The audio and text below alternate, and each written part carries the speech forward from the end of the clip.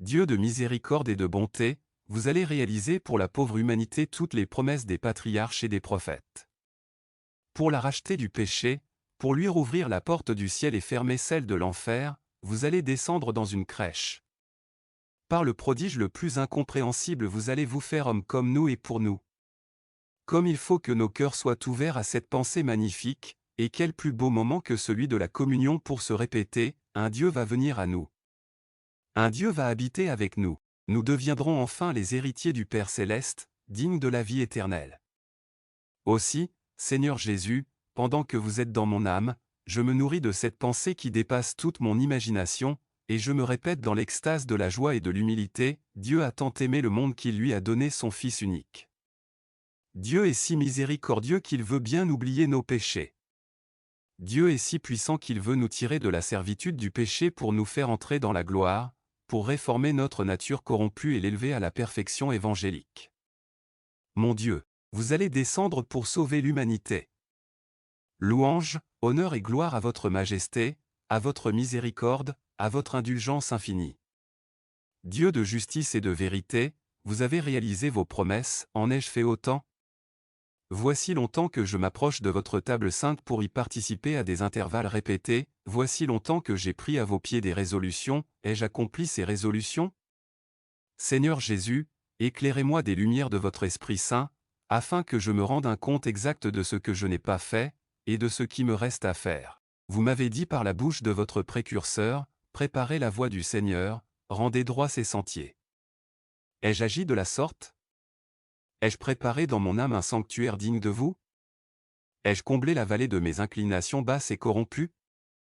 Ai-je abaissé la montagne de mon orgueil, de mes préoccupations personnelles? Ai-je aplani par la prière, par la mortification les aspérités de mon caractère et de mon humeur?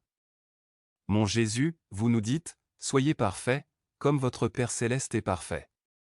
Il faut donc que je tende à la perfection, mais que j'en suis éloigné. Depuis que j'ai désiré m'y c'est à peine si j'ai fait quelques progrès, et si je n'ai pas perdu par un côté ce que je croyais avoir gagné par l'autre. Pénétrez-moi donc sérieusement et une fois pour toutes de la nécessité de vous devenir semblable, et pour cela de secouer mon égoïsme, de vaincre mes emportements, de pratiquer l'abnégation, et de vivre dans la mortification et la pénitence. Mon Dieu, vous voulez des serviteurs purs, chastes, zélés, dignes de vous enfin. Faites qu'après tant d'hésitation je le devienne enfin. Mon Jésus, quand serai-je digne de vous? Quand me vouerai-je de toutes mes forces à la perfection que votre évangile nous conseille? Jusqu'à ce jour, je n'ai formé que des résolutions sans vigueur, inspirément nos contraires de généreuses. Trop souvent, j'ai craint d'être trop à vous, d'en faire trop pour votre gloire, pour ma sanctification. Il me semble toujours que ma prière est trop longue, ma pénitence trop dure, que mes aumônes sont trop considérables, j'ai peur de me donner avec trop d'abandon, et de devenir un vrai disciple de l'Évangile, un saint véritable. Seigneur, éclairez mon esprit, afin qu'il rompe avec ces fausses pensées. On ne saurait jamais trop vous aimer, trop vous servir. Il n'y a pas ici d'excès à craindre, quoi qu'en dise le monde, tant que l'on se conforme aux lois de votre Église. On peut mal vous aimer. On peut vous servir avec des illusions et des idées fausses et humaines, mais, encore une fois, on ne vous aime, on ne vous sert jamais trop.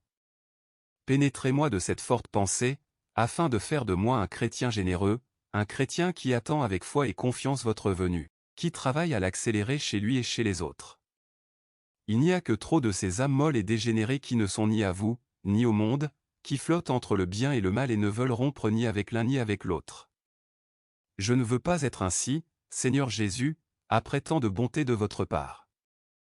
Aidez-moi seulement à triompher de mes faiblesses.